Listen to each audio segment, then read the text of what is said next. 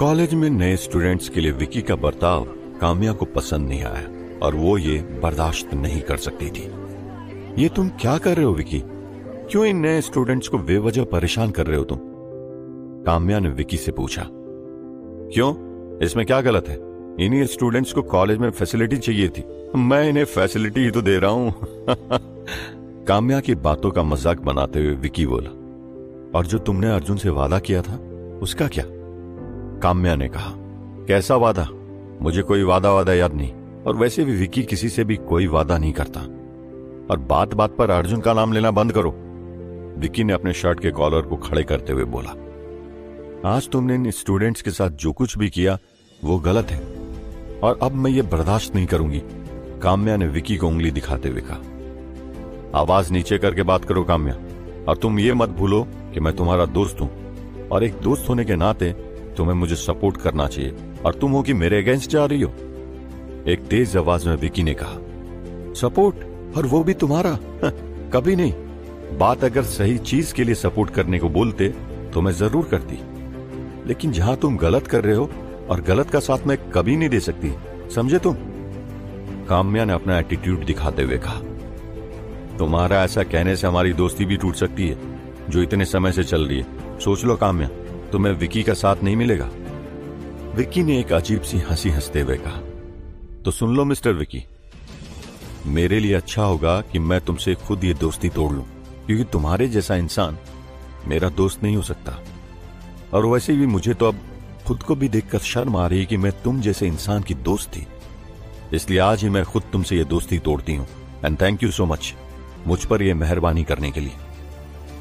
काम्या ने फिर एक बार विकी से कहा।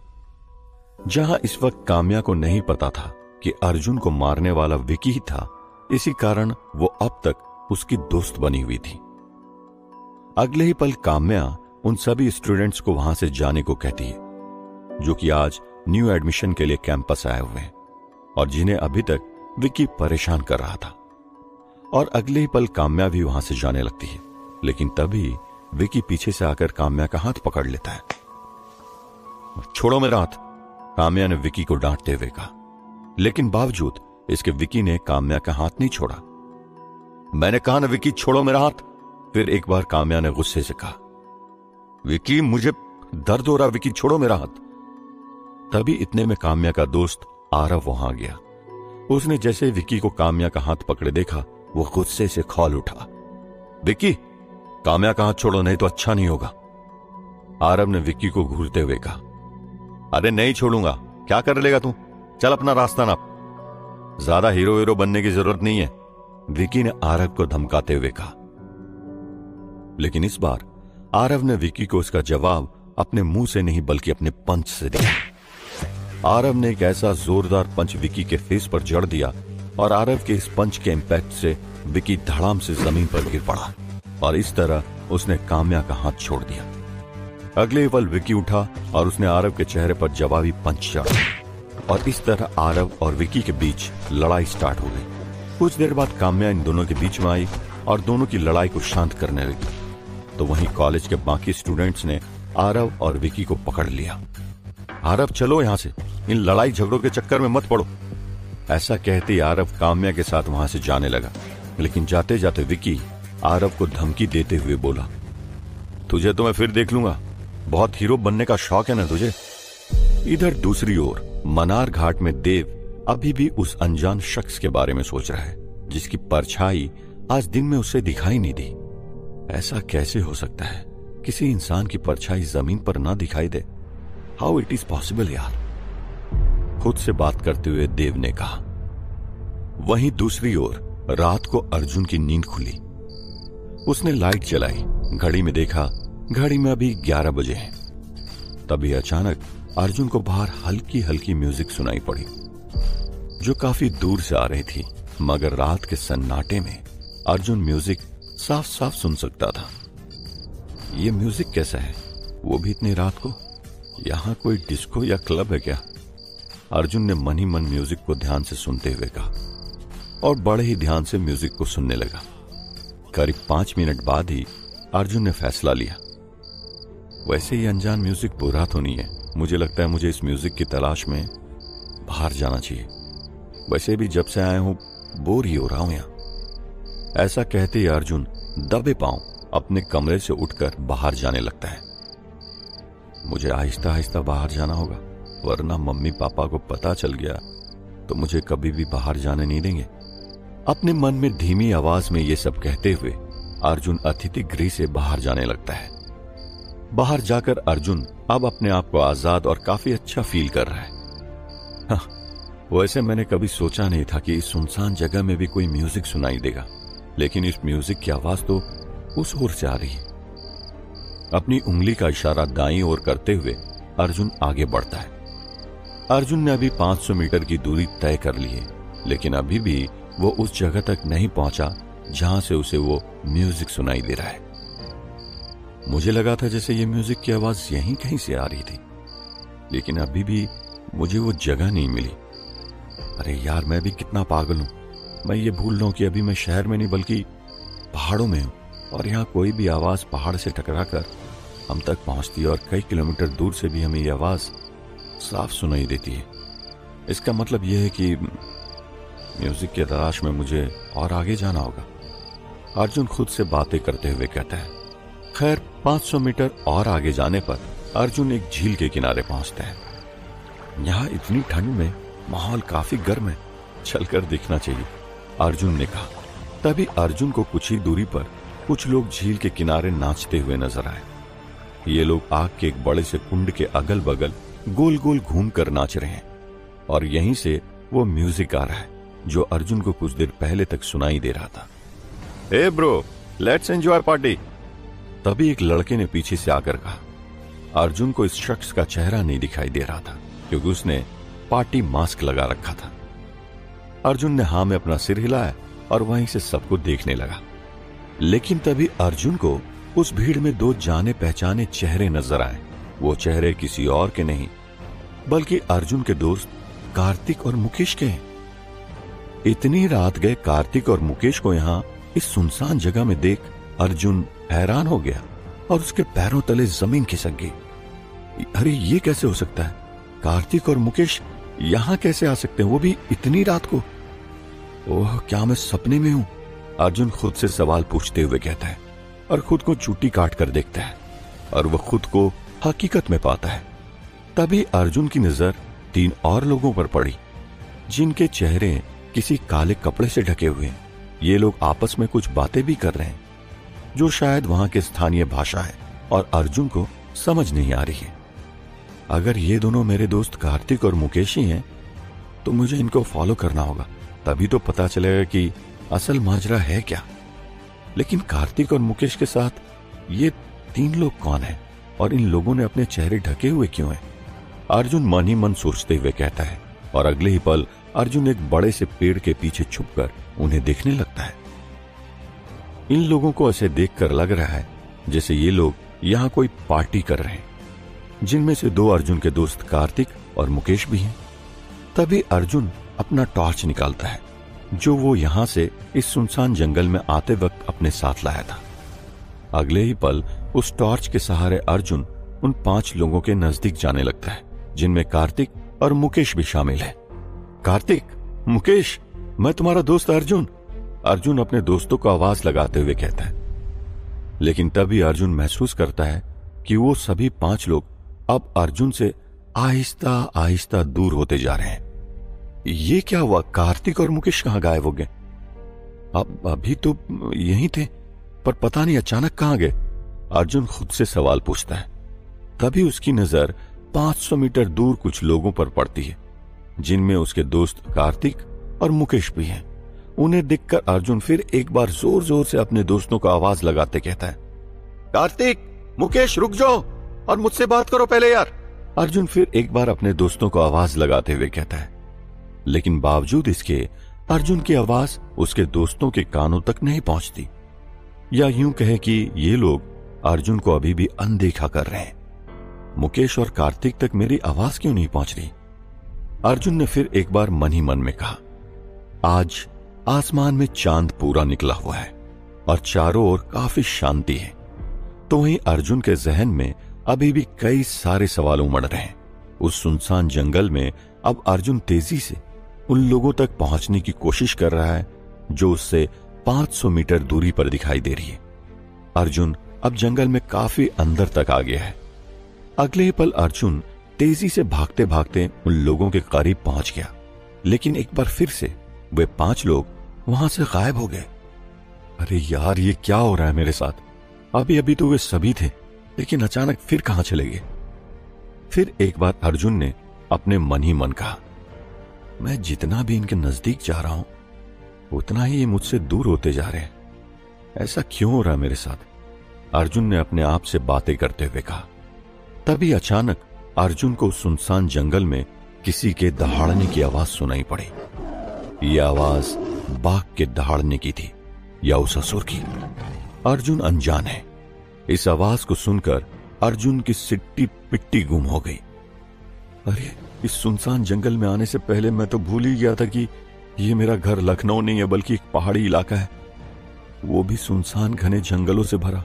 यहाँ बाघ और तेंदुओं का आतंक होना तो आम बात है। मुझे आज सुबह ही प्रधान जी ने यहाँ के बारे में बताया था कि कभी भी रात के समय यहाँ अकेले बाहर मत निकलना। अब पता नहीं मेरे साथ क्या होगा। हे ऊपर वाले, मुझे बचा लेना आज। अर्जुन भगवान से हाथ जोड़ते हुए कहता है। अचानक अर्जुन अपने सामने देखता है, सामने तकरीबन 100 मीटर की दूरी पर उसे फिर एक बार कार्तिक और मुकेश समेत वे 5 लोग दिखाई दिए, जिनके नजदीक पहुंचने की कोशिश अर्जुन न जाने कब से कर रहा है। अर्जुन फिर एक बार अपने टॉर्च के सहारे को लेकर उस सुनसान जंगल में उन लोगों का पीछा करने लगता है। अर्जुन अब आगे कुछ सोच पाता उससे पहले अर्जुन को फिर एक बार अपने दोस्त कार्तिक और मुकेश दिखाई दिए। लेकिन हैरानी की बात तो यह है कि अब अर्जुन को बाकी के 3 लोग नहीं दिखाई दे रहे हैं, जो उसे अभी तक मुकेश और कार्तिक के साथ दिखाई दे रहे थे, जिनके चेहरे काले रंग के कपड़ों से ढके हुए थे। मुकेश, कार्तिक, अरे तुम लोग मेरी बात क्यों नहीं सुन रहे हो? कब से तुम्हें आवाज लगा रहा हूं यार, वहीं रुको, मैं आ रहा हूं। ऐसा कहते ही अर्जुन अपने सामने दिख रहे अपने दोस्त के करीब जाने लगता है। तभी अचानक अर्जुन का पैर नीचे किसी चीज से टकराता है और अर्जुन धड़ाम से जमीन पर गिर पड़ता है। अरे यार, ये बीच में पत्थर कहां से आ गया? अर्जुन ने अपने पैर को टॉर्च से देखते हुए कहा, और तभी उसकी नजर उस चीज पर पड़ी जिससे टकराकर वो गिरा था। ये क्या चीज है? कहते हुए जैसे ही अर्जुन ने उस चीज को गौर से देखा, वो चौंक पड़ा। ये क्या? यहां तो किसी की लाश पड़ी है। अर्जुन खुद को संभालते हुए कहता है। अर्जुन उस लाश को देखकर चौंक उठता है और अगले ही पल अर्जुन अपने सामने फिर एक बार देखता है और इस बार उसके दोस्त उसकी नजरों के सामने फिर से गायब हो जाते हैं। अर्जुन नीचे झुकता है। वो नीचे पड़ी उस लाश को बड़े गौर से देखने लगता है। अर्जुन उस लाश के चेहरे को छूता है। उसकी नाक से अभी खूब सारा ब्लड बह रहा है और उसकी आंखें अभी भी खुली हुई है। लाश को देखकर यह अंदाजा लगाया जा सकता है कि जब वो अनजान शख्स मरा होगा तब उसने अपने सामने कोई भयानक चीज देखी होगी। शायद इसे किसी जानवर ने मारा होगा, लेकिन इसे किसी जानवर ने मारा होता तो इसकी गर्दन पर अटैक किया होता, लेकिन उसकी गर्दन में तो किसी भी जानवर के दांत के निशान नहीं। अर्जुन उस लाश को देखते हुए कहता है। अर्जुन अपने हाथों से उसकी आंखों को बंद कर देता है। अगले ही पल अर्जुन अपनी हाथों को देखता है। उसके हाथों में उस अनजान शख्स का ब्लड लग गया है, जो कि अभी जमीन पर मरा पड़ा हुआ है। अर्जुन अभी कुछ सोच ही रहा था, इतने में उसे एक दहाड़ सुनाई पड़ी। ओह, यह अजीब सी दहाड़ कौन से जानवर की है? बड़ी अजीब थी। आज से पहले कभी भी मैंने ऐसी दहाड़ नहीं सुनी, अर्जुन ने खुद से कहा और उस मरे हुए इंसान की जेब चेक करने लगा। अरे कुछ भी मिल जाए ताकि पता ये चले कि ये कौन है, आई कार्ड या कुछ भी। अर्जुन अभी उस शख्स की तलाशी ले ही रहा था, तभी इतने में उसके सर पर किसी ने पीछे से वार किया। कौन है? सामने आओ। अर्जुन ने इतना कहा ही था कि इतने में फिर किसी ने पीछे से उसका मुंह दबोच लिया और फिर उस शख्स ने अर्जुन को कुछ सूंघा दिया। थोड़ी ही देर बाद अर्जुन अपना सिर पकड़ते हुए बेहोश हो गया।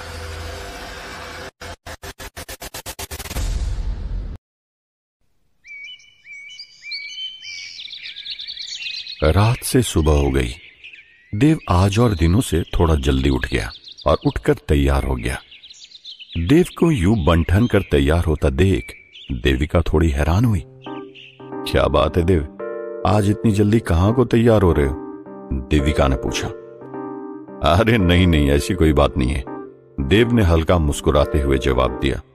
तो फिर क्या बात है मेरे देव बाबू, आज कहीं ना कहीं तो घूमने का प्लान है तुम्हारा, वरना ऐसे तैयार नहीं होते, देविका ने एक मजाकिया अंदाज में पूछा। इस पर देव ने भी मुस्कुराते हुए जवाब दिया, अरे मैं कहीं घूमने नहीं बल्कि स्कूल जा रहा हूं। देविका ये बात सुन हैरान रहेगी। स्कूल? ये तुम्हारी स्कूल में पढ़ने की उम्र तो नहीं है, तो फिर स्कूल क्यों जा रहे हो तुम? फिर एक बार देविका ने मजाकिया अंदाज में पूछा। अरे अब इस उम्र में स्कूल पढ़ने थोड़ी जाऊंगा, मैं तो बच्चों को पढ़ाने जा रहा हूं और उसी के लिए आज मेरा इंटरव्यू है, पास के ही इंटर कॉलेज में। देव ने आगे कहा, अब खाने के लिए तो कमाना तो पड़ेगा ना। ओह तो ये बात है, अब मिस्टर देव साइंटिस्ट से टीचर बनने जा रहे हैं, देविका ने कहा। हाँ सही कहा तुमने देविका, और अब यूं तो बातों में टाइम वेस्ट करोगी या नाश्ता भी लाओगी? वैसे आज फिर से तो हमें प्रधान जी के घर तो नहीं जाना होगा ना खाना खाने को? देव ने पूछा। अरे नहीं नहीं, अब वहां जाने की कोई जरूरत नहीं है, कल तो उन्होंने हमें खुद ही खाने के लिए बुलाया था, पर बार बार थोड़ी वो हमें ऐसे खाने पर बुलाएंगे। आज तो मैंने खुद अपने हाथों से तुम्हारे लिए नाश्ता तैयार किया है, चलो नाश्ता कर लो, देविका ने कहा। ये अर्जुन कहाँ रह गया आज, अभी तक नहीं उठा? देखो ना, दिन पर दिन आलसी होता जा रहा हमारा बेटा। तभी देविका ने कहा। हाँ हाँ तुम पर जो गया है, देव ने मजाकिया अंदाज में कहा। क्या कहा तुमने? मेरा बेटा मुझ पर गया है? अच्छा, जब उसने अच्छा काम किया होता है तो वो तुम पर गया होता है, और जब बुरा काम करे तो मेरे पर। गुस्से में देव को घूरते हुए देविका ने कहा। अरे ये बेवजह गुस्सा मत करो, मैं तो बस मजाक कर रहा था, तुम जाओ ना उसके कमरे में, वो अभी तक सो रहा होगा, देव ने कहा। देव के ऐसा कहते ही देविका अर्जुन के कमरे की ओर चली गई। देविका ने अंदर जाकर देखा, अंदर कोई भी नहीं था। अर्जुन को कमरे में ना पाकर देविका चौंक गई। अरे अर्जुन तो कमरे में नहीं है, पता नहीं कहां गया ये, इसने तो दिमाग खराब करके रख दिया मेरा, पता नहीं अचानक कहां गायब हो जाता है, देविका मन ही मन बोली, और अगले ही पल वो बाहर आ गई। अर्जुन अपने रूम में नहीं है देव, देविका घबराते हुए बोली। अरे तुम टेंशन मत लो देविका, होगा यहीं कहीं आसपास, और वैसे भी जब से वो यहां मानर घाट आया है तब से वो एक जगह नहीं टिकता, चिंता मत करो, कुछ ही देर में लौट आएगा, देव ने देविका को भरोसा दिलाते हुए कहा। पता नहीं मेरा बेटा कहां गया, और तुम हो कि तुम्हें तो अर्जुन की कोई फिक्र ही नहीं है, देविका ने मायूसी से कहा। ठीक है बाबा, मैं जा रहा हूं स्कूल, और देखना तुम, मुझे वो कहीं आसपास में ही मिल जाएगा, फिर आपके लाडले को घर भेज दूंगा, ठीक है? और वो निकल पड़ा इंटर कॉलेज अपने इंटरव्यू के लिए। एक तो आज मेरा इतना इंपॉर्टेंट इंटरव्यू है, और दूसरा मेरा बेटा अर्जुन पता नहीं कहां गायब हो जाता है, मिलने दो उसे, आज उसकी अक्ल ठिकाने लगा दो, देव मन ही मन कहता है। कुछ देर आगे जाने के बाद देव की गाड़ी रुक जाती है, जो उसने इसी गांव के एक आदमी से भाड़े पर लिया है। क्या हुआ भैया, गाड़ी क्यों रोक दी? देव ने थोड़ा हैरान होकर ड्राइवर से पूछा। वो सामने देखिए साहब, कितनी भीड़ जमा है सड़क पर, इसी कारण जाम लगा है, ड्राइवर ने जवाब दिया। क्या बात है, आज ये इतनी भीड़ क्यों लगी यहाँ, और यहाँ तो पुलिस के लोग भी खड़े हैं, आखिर माजरा क्या है? देव ने फिर एक बार ड्राइवर से पूछा। पता नहीं क्यों खड़े, उतर कर देखना पड़ेगा, ड्राइवर ने जवाब दिया। और अगले ही पल उस ड्राइवर के साथ देव भी गाड़ी से नीचे उतर गया। देव उस भीड़ के पास पहुंचा, वहां रोड के किनारे एक लाश पड़ी हुई। देव इससे आगे कुछ सोच पाता उससे पहले उसकी नजर एक और शख्स पर पड़ती है, जो उसी लाश के पास उस कच्ची सड़क के किनारे बेहोश पड़ा है।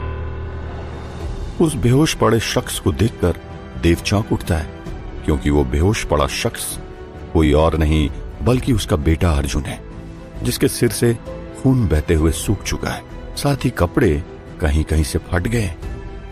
अरे ये तो मेरा बेटा अर्जुन है, पर ये यहां ऐसी इस हालत में, देव शॉक्ड होते हुए कहता है, और अगले ही पल भागते हुए अपने बेटे अर्जुन के करीब चला जाता है, जो कि अभी बेहोश पड़ा है। ये क्या हुआ बेटा तुझे? तू कुछ बोलता क्यों नहीं? बेटा मैं तेरा पिता हूं, मेरी बात सुन बेटा। अर्जुन, अर्जुन। देव अपने बेटे के चेहरे को थपथपाते हुए कहता है, पर उसके बावजूद अर्जुन अपनी आंखें नहीं खोलता। ये क्या हो गया अर्जुन को? कहते हुए देव अपने बेटे अर्जुन की सांसें चेक करने लगता है। उसने देखा कि अर्जुन की सांसें चल रही है। वहीं दूसरी तरफ इंस्पेक्टर सूरज सिंह राणा अपने कुछ सिपाहियों के साथ इस घटना का मुआयना करने के लिए आए हैं। देव को अपने बेटे के लिए यूं रोता देख इंस्पेक्टर सूरज सिंह राणा उसके पास आते हैं और कहते हैं, आप कौन हैं और इस बेहोश पड़े लड़के से क्या लेना देना है आपका? ये मेरा बेटा है सर, अर्जुन नाम है इसका। देव ने मायूसी भरा जवाब इंस्पेक्टर को दिया। क्या आप मुझे ये बता सकते हैं कि आपका बेटा इस हाल में कैसे पहुंचा?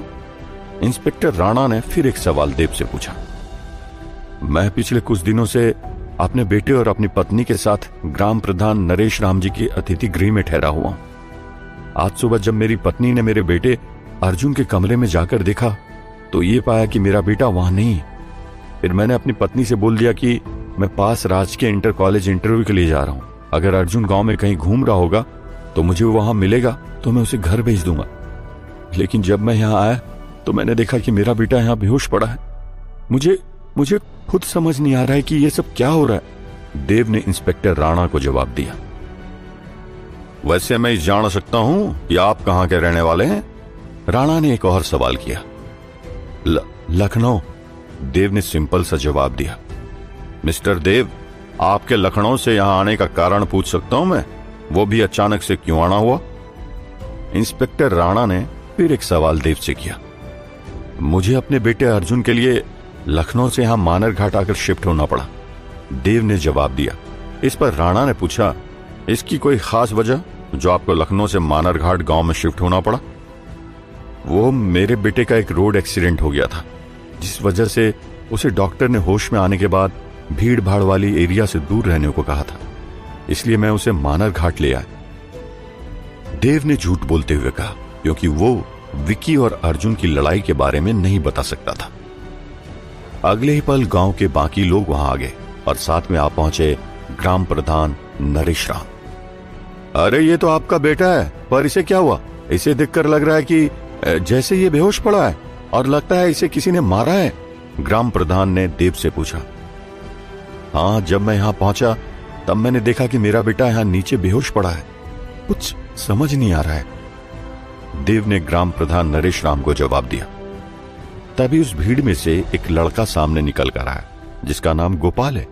उसने एक नजर देव को देखा और फिर वो बोला, लेकिन ये उसी ने किया होगा, और मैं ये दावे के साथ कह सकता हूं कि आपके बेटे की हालत भी उसी ने की होगी। गोपाल की ये बात सुनकर सारे लोग चौंक पड़े। ये तुम किसकी बात कर रहे हो? किसने की मेरे बेटे की हालत? देव ने भी चौंकते हुए गोपाल से पूछा। उसी ने, उसे यहां के लोग हंकार कहते हैं। वो शैतान आए दिन इस गांव में इस तरह की दहशत लाता रहता है, और उसी ने आपके बेटे की हालत की है। वो तो भगवान का शुक्र है कि आपका बेटा बच गया, वरना इस दूसरे आदमी की तरह आपके बेटे की भी यही हालत होती, गोपाल ने कहा। गोपाल ने जैसे ही हंकार का नाम लिया, बाकी के गांव वाले डर गए, तो वहीं देव पूरी तरह से चौंक पड़ा। यह हंकार कौन है जिससे तुम सभी इतना डर रहे हो? देव ने पूछा। आपने कभी ब्रह्म राक्षस के बारे में सुना है? ग्राम नरेश राम ने देव से पूछा। हाँ, ब्रह्म राक्षस के बारे में मैंने टीवी सीरियल और बुक्स में देखा हुआ है, लेकिन आप सभी मुझसे ब्रह्म राक्षस के बारे में क्यों पूछ रहे हैं? देव ने जवाब दिया। जिस तरह से ब्रह्म राक्षस लोगों को मारता है, उन्हें कई तरह के नुकसान पहुंचाता है, उसी तरह हमारे यहां मानर घाट में हंकार है, जो ब्रह्म राक्षस की तरह लोगों को आए दिन नुकसान पहुंचाता रहता है। वो एक शैतान है, शैतान, गोपाल ने कहा। फिर वही भूत प्रेत वाली बातें। मुझे इन सभी फालतू बातों में कोई इंटरेस्ट नहीं, और मैं आप सभी से भी हाथ जोड़कर निवेदन करता हूं कि आप सभी अंधविश्वास से बाहर निकलिए, वरना आप हमेशा हमेशा के लिए ऐसी चीजों में फंसे रह जाएंगे और आगे कुछ भी नहीं कर पाएंगे। देव उन सभी गांव वालों को समझाते हुए कहता है, मुझे तो इसमें कुछ और साजिश नजर आती है, कहीं माजरा कुछ और तो नहीं? तभी इंस्पेक्टर राणा ने फिर एक बार देव से पूछा, साजिश? कैसी साजिश? मैं कुछ समझा नहीं। देव ने थोड़ा चौंकते हुए पूछा। मैं थोड़ी देर में सब कुछ अच्छे से समझाता हूं, पहले इस लड़के को होश में लाने के लिए कुछ करो, इंस्पेक्टर राणा ने सभी गांव वालों से कहा। ऐसा कहते ही गांव का एक बुजुर्ग व्यक्ति, जिसकी उम्र तकरीबन 70 साल होगी, वो 70 साल का व्यक्ति अर्जुन के नजदीक जाता है। उस बुजुर्ग व्यक्ति के हाथों में कुछ औषधियां हैं। उस बुजुर्ग व्यक्ति को देखकर लगता है कि शायद वो इस गांव का वैद्य है। वो बुजुर्ग व्यक्ति अर्जुन के चेहरे पर पानी के छींटे डालता है और साथ ही उसे वो जड़ी बूटियां सूंघाता है। तकरीबन 10 मिनट तक लगातार ऐसा करते रहने पर अर्जुन को होश आने लगता है। होश में आते ही अर्जुन देखता है कि वो कच्ची सड़क के किनारे जमीन पर लेटा हुआ है और उसके चारों तरफ लोगों की भीड़ जमा है। बेटा अर्जुन, तू ठीक तो है ना? देव अर्जुन से पूछता है। हाँ पापा, आई एम ओके, बट मैं यहां कैसे? और मेरे ये सर में दर्द कैसा है? अर्जुन ने अपने सर के पिछले हिस्से को पकड़ते हुए कहा। बेटा, वही तो मैं तुझसे पूछ रहा हूं कि तू यहां इस कंडीशन में कैसे आ गया, और ये तेरे सर पर चोट कैसी? देव ने एक बार फिर अर्जुन से सवाल किया। पापा, मुझे कुछ भी याद नहीं, मैं यहां कैसे आ गया? अर्जुन ने घबराते हुए जवाब दिया। अच्छा, तू मुझे एक बात बता, तू कल रात हमें बिना बताए कहां चला गया था? देव ने अर्जुन से पूछा। वो पापा, मुझे नींद नहीं आ रही थी और रात 11 बजे मेरी आंख खुली। रात को यूं अचानक नींद खुलने पर मुझे यहाँ आसपास म्यूजिक की आवाज सुनाई दी। वो म्यूजिक काफी अच्छा था, जो कहीं यहीं दूर से बज रहा था। मैं जल्दी से उस म्यूजिक की तरफ जाने लगा और जाते जाते मैं कब नदी के पास पहुंच गया, मुझे कुछ पता नहीं चला। वहां एक बड़ा सा पीपल का पेड़ है। उस पीपल के पेड़ के पीछे छुपकर मैंने देखा कि वहां तकरीबन 20-30 लोग एक बड़े से अग्निकुंड के चारों तरफ चक्कर लगाकर नाच रहे हैं। उन्हें देखकर ऐसा लग रहा था जैसे वे सभी लोग पार्टी कर रहे हैं। और हैरानी की बात तो ये थी कि उन लोगों में से 2 लोग मेरे दोस्त कार्तिक और मुकेश थे। अर्जुन ने घबराते हुए देव को सब कुछ बता दिया। लेकिन अर्जुन, कार्तिक और मुकेश यहां कैसे, वो भी इतनी रात को? क्या उन्हें पता था कि तुम मानर घाट आकर बस चुके हो? देव ने सॉफ्ट होते हुए अर्जुन से सवाल किया। नहीं पापा, मैंने तो अपने किसी दोस्त को यहाँ आने के बारे में कुछ भी नहीं बताया था, और बताता भी कैसे? मेरा फोन तो आपके पास पिछले 1 हफ्ते से है ना, और ऐसे में मैं कैसे बता सकता हूँ अपने दोस्तों को कि मैं यहाँ पे हूँ? मैं तो खुद कंफ्यूज हूं, अर्जुन ने जवाब दिया। तब तो वही है जिसने तुम्हारे बेटे की हालत की है, ग्राम प्रधान नरेश राम बोले। ये आप किसकी बात कर रहे हैं? मैं नहीं मानता, अर्जुन ने चौंकते हुए ग्राम प्रधान से सवाल किया। वही जो ये सब कर रहा है, हंकार। हंकार का छलावा इतना खतरनाक है कि वो किसी का भी रूप ले सकता है, और यहां तक कि वो खुद को कितने भी रूपों में बदल सकता है। भाई, तुम मानो या न मानो, गोपाल ने अर्जुन की बातों का जवाब दिया। तुम ये सब छोड़ो, आगे बताओ, आगे क्या हुआ? इंस्पेक्टर राणा ने अर्जुन से सवाल किया। मेरे साथ जो कुछ हुआ वो पहले ही मैं बता चुका हूं, अर्जुन ने इंस्पेक्टर राणा को जवाब दिया। नहीं, उससे आगे भी कुछ हुआ जो तुम मुझसे छिपा रहे हो। तुम जंगल कैसे पहुंचे? इंस्पेक्टर राणा ने अर्जुन को घूरते हुए कहा। बता अर्जुन, आगे क्या हुआ? बेटा, तू ऐसे घबराएगा तो कैसे काम चलेगा? बोलना, क्या हुआ तेरे साथ कल रात? देव ने अर्जुन से पूछा। पापा, वो कल रात उस सुनसान जंगल में मुझे मेरे दोस्त कार्तिक और मुकेश दिखाई दिए, पर जैसे ही मैंने पीछा करने की कोशिश की, वैसे ही मेरा पैर किसी चीज से टकराया और मैं जमीन पर गिर पड़ा। जब मैंने नीचे देखा तो वहां ये लाश पड़ी हुई थी, और फिर किसी ने मुझ पर पीछे से वार किया और मेरा मुंह दबोच लिया गया। लेकिन मैं वहां से यहां कैसे पहुंच गया, मुझे कुछ समझ नहीं आ रहा है, अर्जुन ने पूरी बात बताते हुए कहा। अगले ही पल वहां कुछ और लोग आए, जिनमें 2 महिलाएं और 1 पुरुष थे, और साथ में कुछ बच्चे भी थे। वे सभी तेजी से दौड़कर उस लाश के पास जाकर रोने लगे, जो अभी जमीन पर पड़ी। इतने में इंस्पेक्टर राणा की नजर अर्जुन के हाथों पर पड़ी, जिसमें कि खून लगा हुआ है, और साथ ही अर्जुन के कपड़ों पर भी खून के धब्बे हैं। तुम्हारे हाथों में और कपड़ों में खून कैसे? अर्जुन, मुझे डाउट हो रहा है, इंस्पेक्टर राणा ने अर्जुन से पूछा।